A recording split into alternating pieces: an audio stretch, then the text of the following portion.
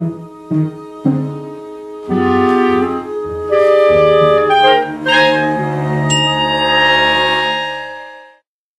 opera group makes brand new opera. We've been touring since 2000, and we've developed relationships with a number of composers, one of whom is Edward Rushton.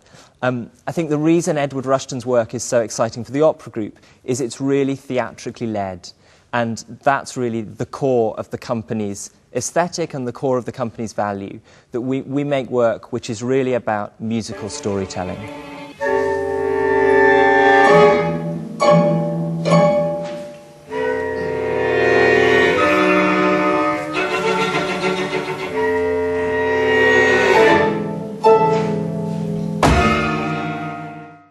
It's the third time we've worked with Edward. His last project for us, Birds, Barks, Bones, won the Best Stage Work at the British Composer Awards. After that, we said to Edward, we really want to work with you again. You know, we love this relationship. We want to make something which is totally contemporary, totally about the now. And Edward and Dagny, his librettist, came back with the idea for a piece about shopping, about our obsessions with things, about having, about, if you like, the idea of the collector.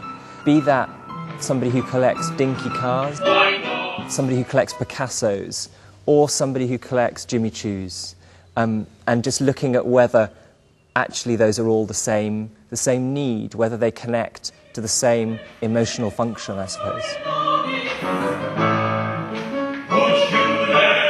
The Shops is unquestionably a comic opera, but it's a surreal comedy. It's a strange comedy. It's if you like, a comedy which forces us to question what's real and what's not real. Sutra Gilmore, the designer, and I have often referred to the piece as having an Alice in Wonderland-like quality.